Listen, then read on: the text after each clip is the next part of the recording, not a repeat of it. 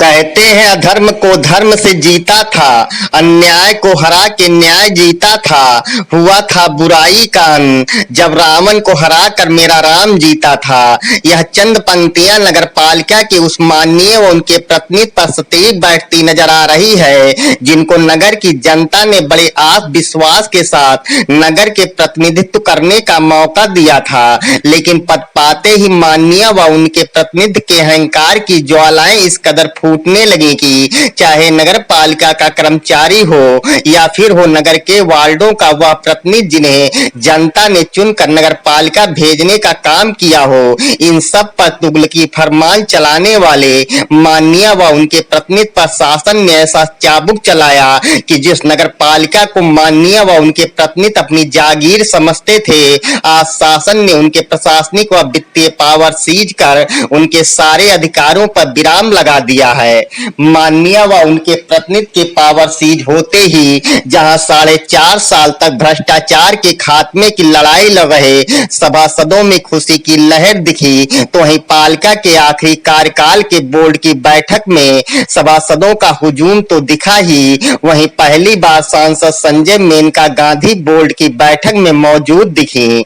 बहरहाल नगर पालिका के 4.5 साल के कार्यकाल में हुए घोटाले से लेकर जांच तक के सारे प्रकरण को आप सभी बेखूबी से जानते हैं, लेकिन 16 अगस्त को हुई बोर्ड की बैठक में क्या प्रस्ताव हुआ, इसके बारे में आप भी जानिए। बीते 16 अगस्त मंगलवार को नगर पालिका की बोर्ड की बैठक की शुरुआत हुई। बोर्ड की बैठक में पहली बार पहुंची सांसद मेनका संजय गांधी व विधायक विनोद सिंह को सदन के वरिष्ठ सदस्य आत्मजीत सिंह बोर्ड की बैठक की कार्यवाही के पूर्व सभी सदन के सदस्यों का परिचय कराया और पालिका प्रशासक एडीएमएफआर ने सांसद मेनका गांधी व विधायक विनोद सिंह को बुके देकर उनका स्वागत किया। तत्पश्चात बैठक के एजेंडे में लाए गए चारों प्रस्ताव पूर्ण बहुमत से पास किए गए। वहीं पुराने बजट के गतिरोध को समाप्त करते हुए नए सिरे से बजट पास किया गया।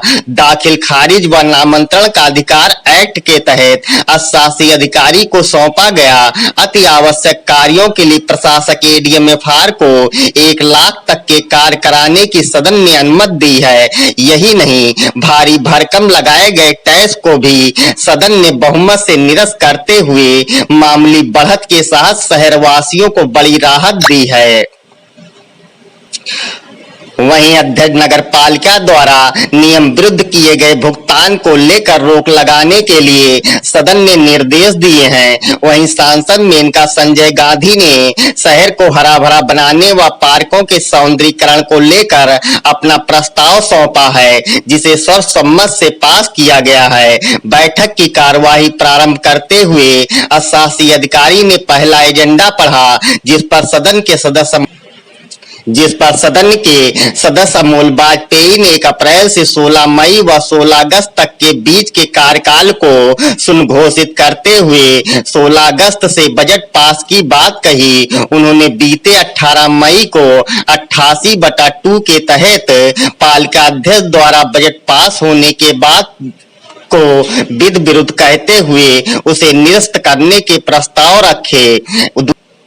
वहीं दूसरे एजेंडे में 15वें वित्त के प्रस्ताव को लेकर सदन के सदस्यों ने असंतोष जताते हुए कहा कि यह प्रस्ताव चेयरमैन की मनमानी का प्रस्ताव था। प्रॉपर्टी डीलर व भूमाफियाओं को फायदा पहुंचाने की नीयत से बनाया गया प्रस्ताव है, अतः इसे निरस्त करते हुए नए सिरे से 25 वार्ड के सभासदों से प्रस्ताव लेकर नए सिरे से कार्य योजना तैयार किया जाए, जिससे विकास कार्य का संतुलन बना रहे, जिस पर सदन के सदस्यों ने पास अपनी सहमत दर्ज कराई। वहीं अपर जिलाधिकारी वित्त एवं राजस्व को 1 लाख के आवश्यक कार्य के एजेंडे को भी बहुमत से पास किया गया। नामांतरण व दाखिल खारिज की प्रक्रिया को शासी अधिकारी के पक्ष में सदन ने निर्णय दिया। डोर टू डोर कूड़ा कलेक्शन के मामले में सदन के सदस्यों ने विस्तृत कार्य योजना को आगामी बैठक में प्रस्तुत करने के लिए सचिव को निर्देश निर्देशित किया।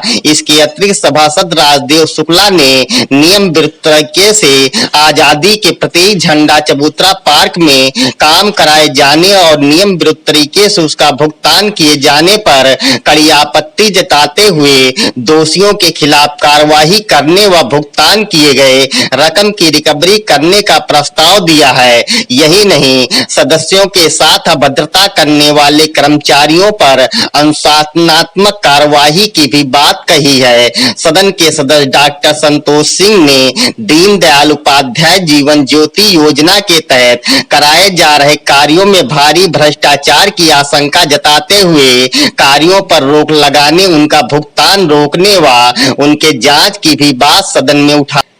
अधिशासी अधिकारी श्यामेंद्र मोहन चौधरी ने सभी के प्रस्ताव को स्वीकार किया और 15वें वित्त के लिए नई कार्य योजना को सदन के समक्ष रखा। इसी के साथ बोर्ड की बैठक समाप्त हुई। 27 सदस्यों की उपस्थिति में हुई बोर्ड की बैठक में लगभग 58 करोड़ का बजट पास किया गया। बहरहाल नगरपालिका अध्यक्ष का पावर सीज होते ही फेसबुक पर तमाम तरह की टिप्पणियां शुरू हो गई हैं। किसी ने कहा संघर्ष अभी जारी है, दोबारा फिर से हुकूमत की हमारी पारी है। लेकिन सवाल यह उठता है कि जिस ईमानदारी का ढिढोरा पीटने वाले अध्यक्ष नगरपालिका पर शासन ने जो दाग लगा दिया है, क्या वह दाग मिट जाएगा हुकूमत की दूसरी पारी में? बहरहाल देखना तो यह है कि किसकी पारी कब आएगी, यह तो आने वाला वक्त ही बताएगा, या फिर फेसबुकिया बयान तक ही सीमित रह जाएगा। आज नगर पालिका परिषद में बोर्ड की बैठक बुलाई गई थी, जिसमें माननीय सांसद मेनका गांधी व सुल्तानपुर के विधायक विनोद सिंह मौजूद रहे। बैठक में मेनका संजय गांधी जी ने 2 प्रस्ताव दिए, जिसे सर्वसम्मति से पास कर दिया गया। अधिशासी अधिकारी श्यामेंद्र मोहन चौधरी ने एजेंडा पढ़ा। चारों एजेंडे पर बहस के बाद बहुमत के सदस्यों ने सारा बजट पास कर दिया। बोर्ड बैठक में लाए हुए चारों एजेंडों पर विस्तार से चर्चा करते हुए सदन के सदस्यों ने 16 अगस्त से नए बजट की स्वीकृति दी। एडीएम एफआर जो प्रशासक हैं, उनको 1 लाख तक के कार्य की अनुमति प्रदान की। नामांतरण व खारिज दाखिल के लिए अधिशासी अधिकारी को अधिकृत किया। यही नहीं, बजट में जो टैक्स भारी भरकम शहर के लोगों पर लगाया गया था, उस टैक्स को भी घटाने का काम किया है सभासदों ने। इसके अतिरिक्त सबसे बड़ी चीज यह है कि जो 15वें वित्त का काम पूर्व में जो है जिलाधिकारी महोदय ने स्थगित कर दिया था, वो सारे प्रस्ताव निरस्त कर दिए। यहाँ सदस्यों का यह कहना था कि जो प्रस्ताव है वो बोर्ड से लिए नहीं गए थे, बोर्ड से उनकी संस्तुति नहीं थी, वो मात्र चेयरमैन बबीता जायसवाल के पति अजय जायसवाल के प्रॉपर्टी डीलर व भूमाफियाओं से मिले होने के कारण वो उनको लाभ पहुंचाने के लिए बनाए गए थे, जो लगभग 8 से 9 करोड़ का काम था। तो उन सारे कामों को निरस्त करते हुए 2500 वार्ड के सभासदों से प्रस्ताव लेकर नई कार्य योजना बनाने की बात चली। पालिका परिषद के अंदर जो शहीद चबूतरा पार्क है, उसमें बिना बोर्ड की संस्तुति के पार्किंग बनाई जा रही थी, जो अवैध थी, जिसकी शिकायत जिलाधिकारी महोदय से की गई थी, तो उस पर काम पर रोक लग गया था। उसका भी 16 लाख रुपया नगर पालिका अध्यक्ष ने जबरन अपने चहेते ठेकेदार को निकाल दिया। उसकी जांच की बात भी की गई। इसके अलावा दीनदयाल उपाध्याय जीवन ज्योति योजना के अंतर्गत जो शहर में प्लांटेशन खंबे लगाए जा रहे हैं, विद्युत पोल्स लगाए जा रहे हैं, इसमें भी भयानक भ्रष्टाचार की बू आती है, जिसको लेकर के सभासद डॉक्टर संतोष सिंह ने अपनी बात रखी और इसमें जांच कराने की मांग की और इस काम को रोकने की भी बात कही। अभी दौरे पर आए नगर विकास के सचिव अमित कुमार साहब के सामने भी सभासदों ने शिकायत की थी। उन्होंने भी अधिशासी अधिकारी को काम रोकने के लिए कहा और विस्तृत जांच कर रिपोर्ट मांगा है। तो ये रहा है बजट। और इसमें नगर पालिका की अध्यक्ष जिनका पावर सीज हो गया है, वो लगातार उनके पति फेसबुक पर अनर्गल बयान दे रहे हैं, जो कि विधि विरुद्ध है, कानून विरुद्ध है। वो दरअसल नगर के विकास को रोकने के लिए अकेले जिम्मेदार थे। आज बोर्ड की बैठक में आप पहली बार शामिल हुई हैं, तो क्या लगा?